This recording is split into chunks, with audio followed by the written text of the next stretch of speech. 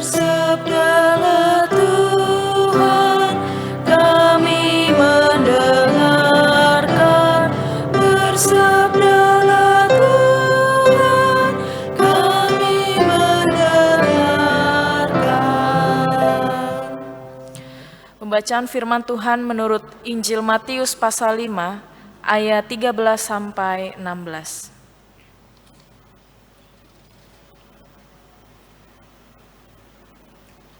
Injil Matius pasal 5 ayat 13 sampai 16 dalam judul Garam Dunia dan Terang Dunia. Kamu adalah garam dunia. Jika garam itu menjadi tawar, dengan apakah ia diasinkan? Tidak ada lagi gunanya selain dibuang dan diinjak orang.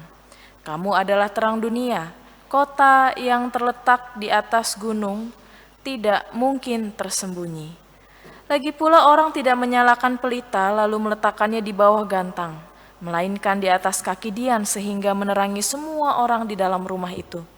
Demikianlah hendaknya terangmu bercahaya di depan orang, supaya mereka melihat perbuatanmu yang baik dan memuliakan Bapamu yang di sorga.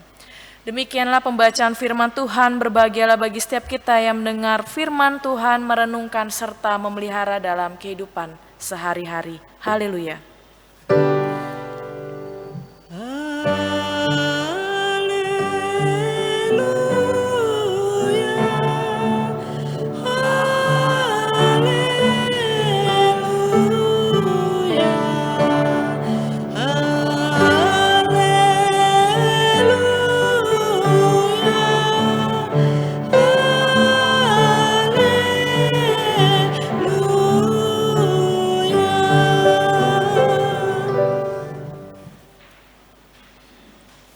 Selamat sore Bapak Ibu.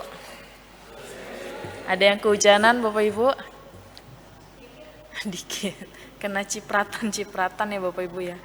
Ya Bapak Ibu, tema kita hari ini seperti tema 2 minggu yang lalu ya. Kembali membicarakan soal berdampak. Nah, diutus untuk semakin berdampak. Seorang dokter bernama Lee Darmawan. Pernah mendengar Bapak Ibu? Lee Darmawan mengingatkan kita dengan perannya, dengan pelayanannya yang menghadirkan rumah sakit apung. Ya, rumah sakit apung. Dia adalah pendiri rumah sakit itu yang pertama di dunia. Ide ini muncul Bapak Ibu Saudara ketika dia memberikan pelayanan medis di Maluku Tenggara. Ketika itu dia berjumpa dengan seorang pasien yang berusaha memperoleh pelayanan kesehatan, tapi harus menempuh perjalanan selama 3 hari 2 malam. Ya. Padahal Bapak Ibu Saudara, pasien ini punya riwayat medis yang berat dan dapat berujung dengan kematian bila tidak segera mendapat penanganan. Atas peristiwa itu, Dr. Lee pada akhirnya merasakan penderitaan, gitu ya, melihat saudara-saudaranya yang berada di daerah terpencil, berada di daerah terluar, gitu ya, berada di daerah terjauh yang tidak mendapatkan akses pelayanan medis. Maka dari situlah dia punya sebuah tekad untuk membangun rumah sakit apung, gitu ya, di atas kapal. Nah, dalam mewujudkan niatnya Bapak Ibu Saudara, memang itu bukanlah hal yang mudah gitu ya. Ketika dia punya niat itu, dia direndahkan oleh orang-orang di sekelilingnya karena dianggap bahwa membangun pelayanan yang demikian membutuhkan sebuah dana yang besar gitu ya. Bahkan idenya itu membuat orang-orang di sekitarnya memanggil dia sebagai dokter gila gitu ya. Namun dia tidak patah semangat. Untuk mewujudkan harapannya, dia justru rela menjual rumahnya gitu ya, supaya kapal yang akan dipakai sebagai rumah sakit ini pada akhirnya bisa dia beli dan dia pakai untuk pelayanan untuk orang-orang di daerah-daerah terpencil. Bapak Ibu Saudara, apa yang dibangun oleh Dr. Lee ini dengan semangat dan tekad yang kuat itu didasari dengan satu keyakinan bahwa dalam melayani Tuhan itu caranya adalah dengan menjemput bola. Maksudnya adalah tidak perlu pasien yang datang ke dia, tapi cukuplah dia yang datang berjumpa dengan pasiennya gitu ya, sehingga pasien yang membutuhkan perawatan medis bisa mengalami pemulihan dan pada akhirnya bisa pulih gitu ya. Nah, di dalam membagikan pengalamannya ini Bapak Ibu Saudara, dia merefleksikan kata-katanya begini, bohong kalau ada orang yang mengatakan saya mencintaimu Tuhan gitu ya, tapi tidak bisa melihat penderitaan orang-orang kecil. Ini yang menjadi dasar yang kuat bagi dia untuk terus melayani saudara-saudara kita yang ada di pelosok sana. Nah, memang kabarnya Bapak Ibu Saudara tahun 2021 kalau tidak salah ya, kapalnya itu karam ya. Jadi memang pada akhirnya puji Tuhan banyak orang yang akhirnya tergerak gitu ya untuk kembali mengadakan rumah sakit itu supaya pelayanan tetap berjalan. Nah, apa yang dilakukan oleh Dr. Lee ini Bapak Ibu Saudara adalah satu dari sekian banyak orang yang memandang bahwa kehidupan gitu ya, yang dijalani bukanlah untuk dirinya sendiri gitu ya. Ia memandang bahwa hidup yang ia jalani adalah sebuah panggilan untuk melayani, memberikan pemulihan serta dampak yang baik bagi kehidupan. Jadi, pesannya adalah untuk menjadi berdampak. Dan ini akan selalu diperdengarkan kepada kita Bapak Ibu Saudara sebagai umat percaya. Kita diutus untuk semakin berdampak. Bagaimana caranya? Gitu ya. Langsung tanya gimana caranya, tapi kita harus tahu dulu dasarnya. Kenapa kita harus berdampak? Gitu ya. Maka marilah kita melihat bacaan kita hari ini. Bacaan ini sering sekali kita dengar Bapak Ibu Saudara, menjadi garam dan terang, atau kamu adalah garam dan terang dan sebagainya. Di dalam ayat 13 dan 14 diawali dengan sebuah pernyataan, yaitu kamu adalah garam dunia. Atau di ayat 14 kamu adalah terang dunia. Maka pernyataan ini jelas bahwa ini ditujukan kepada kita sebagai pengikutnya, dan kata kamu atau kita Bapak Ibu Saudara ini mau menegaskan tentang alasan dari keberadaan kita yang telah menerima anugerah kehidupan untuk menjadi garam dan terang. Selain itu Tuhan Yesus juga mau menegaskan tentang identitas kita ya. Bapak Ibu Saudara, saat mencicip butiran berwarna putih dan terasa asin, secara otomatis kita mengatakan itu adalah garam. Saat kita sedang berjalan di malam hari, kemudian di ujung jalan sana ada sebuah cahaya, otomatis kita mengatakan itu adalah terang. Garam dan terang punya identitas sendiri. Tentu ia akan berbeda dengan lingkungannya. Garam tidak bisa disamakan dengan nasi putih yang rasanya tawar. Atau terang tidak bisa disamakan dengan kegelapan, karena terang punya kekuatan tersendiri. Maka perkataan Tuhan Yesus tentang jika garam itu menjadi tawar, dengan apakah ia diasinkan, tidak ada lagi gunanya selain dibuang dan diinjak orang. Atau ketika Tuhan mengatakan, lagi pula orang tidak menyalakan pelita lalu meletakkannya di bawah gantang. Ini mau menegaskan bahwa sebagai pengikutnya yang punya identitas harus berani berbeda dengan dunia ini. Pengikut Tuhan harus terasa, terlihat kehadirannya. Dia mesti punya arti dan makna bagi kehidupan. Nah, ini yang menjadi dasar. Kenapa kita harus berdampak, bahkan semakin berdampak. Untuk itu Bapak Ibu Saudara, pernyataan terang dan garam mau memberikan sebuah kesadaran tentang fungsi serta peran kita. Fungsi garam apa Bapak Ibu Saudara selain mengasinkan? Apa Bu? Mengeringkan luka ya, mengawetkan gitu ya Bapak Ibu Saudara ya. Secara nilai ekonomis dia murah, tapi pasti akan selalu dicari, gitu ya. Selalu akan dicari. Artinya apa?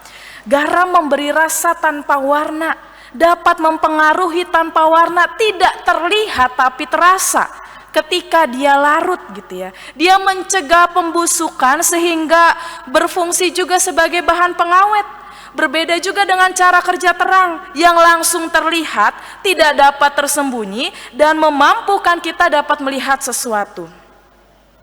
Ini menarik Bapak Ibu Saudara ya. sebagai pengingat kita siapa kita ini sebenarnya ketika kita dihadirkan di dunia ini. Identitas kita sudah jelas, tidak perlu dipertanyakan lagi. Adalah terang dan garam. Ya. Tadi pagi Bapak Ibu Saudara sudah dilayankan pelantikan bagi pengurus BPK Penabur Cianjur setempat periode 2022-2026 gitu ya. Ada begitu banyak ruang-ruang pelayanan yang dihadirkan oleh gereja kita GKI begitu ya, supaya dampak gitu ya, rasa kehadiran gitu ya, punya arti senantiasa dirasakan tidak hanya dalam komunitas Kristen, tapi juga oleh orang banyak, tidak hanya dalam pendidikan, tidak hanya dalam kesehatan, dan juga ekonomi gitu ya. Banyak Bapak Ibu Saudara, supaya apa? Terang tetap terlihat dan garam itu tetap dirasakan oleh siapapun. Bapak Ibu Saudara, maka dalam penghayatan ini, bagi kita semua yang hadir saat ini, belajar dari fungsi dan peran garam dan terang, kita dapat menghayati pertama, kita diajak selalu memberikan rasa dalam kehidupan kita, dalam proses pelayanan kita yang terus kita jalani. Rasanya itu maksudnya rasa yang dibangun penuh dengan kasih, rasa yang selalu menghadirkan damai sejahtera, menghadirkan penghiburan, memberikan kekuatan bagi sesama, menopang bagi yang lain, memberikan rasa. Lalu yang kedua, menjadi pengawet. Pengawet ini maksudnya adalah kita mempertahankan nilai-nilai yang baik seturut dengan kehendak Tuhan. Sehingga itu akan mempengaruhi jalan pikiran kita, mempengaruhi keputusan hidup kita ke depan. Karena kita mempertahankan nilai-nilai Kristus. Lalu yang ketiga Bapak Ibu Saudara, ingat meskipun garam secara nilai ekonomis ini murah gitu ya, tapi dia akan selalu dibutuhkan. Dia punya makna. Maka Bapak Ibu Saudara, ketika kita menjalankan kehidupan kita sehari-hari, melakukan pelayanan kita baik dalam kehidupan bergereja, dalam dunia pekerjaan kita, di tengah-tengah kehidupan berkeluarga, gitu ya. Jangan pernah berpikir untuk melalaikan, untuk menyepelekan, apalagi tidak turut mengambil bagian di dalamnya. Sekecil apapun pelayanan kita, itu harus dilakukan karena akan selalu dibutuhkan dan pada akhirnya saling memperlengkapi. Lalu yang keempat Bapak Ibu Saudara, orang yang menyalakan pelita, orang yang menyalakan pelita tidak mungkin disembunyikan di kolong kan ya Bapak Ibu Saudara ya. Harapannya supaya dapat terlihat gitu ya. Dengan cara inilah kita diingatkan untuk membimbing seperti terang yang akan membawa kita, memperlihatkan jalan yang mana harus kita lalui supaya kita tidak terjatuh gitu ya. Supaya kita tidak apalagi nabrak sesuatu gitu ya. Maka ketika kita menghayati peran kita sebagai pribadi yang senantiasa menerangi siapapun, kita diingatkan untuk menjadi pribadi yang selalu membimbing gitu ya. Membimbing, menjadi petunjuk gitu ya, supaya kehadiran kita senantiasa dirasakan oleh siapapun. Nah Bapak Ibu Saudara, perumpamaan Tuhan Yesus tentang garam dan terang ini seharusnya menggerakkan hati kita kembali gitu ya, untuk melihat sejauh mana sih kehidupan saya sebagai pribadi maupun sebagai komunitas gitu ya, dapat memberikan dampak yang baik. Sejauh mana? Atau jangan-jangan kita ini sudah menjadi tawar. Berjumpa dengan orang lain saja rasanya nggak mau. Gitu ya. Mengambil bagian dalam gereja saja rasanya entar dulu deh saya sibuk. Padahal Bapak Ibu Saudara, gereja ini bukanlah gedungnya. Bapak Ibu Saudara dan saya dan Bapak Ibu Saudara adalah gereja. Gitu ya. Kita adalah gereja yang artinya apa? Semua harus mengambil bagian untuk menghidupi perjalanan kehidupan gereja kita. Maka Bapak Ibu Saudara ini menjadi penting gitu ya.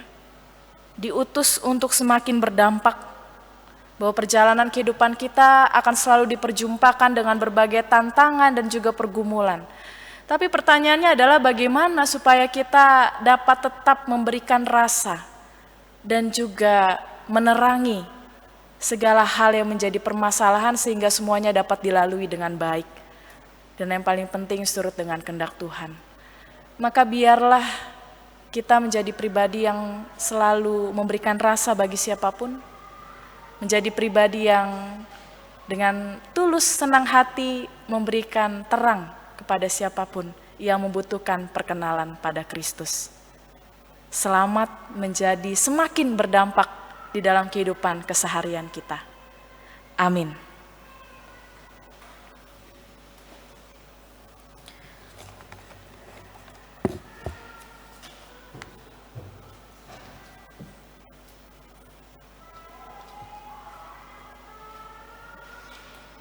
Marilah kita bersama dengan umat Allah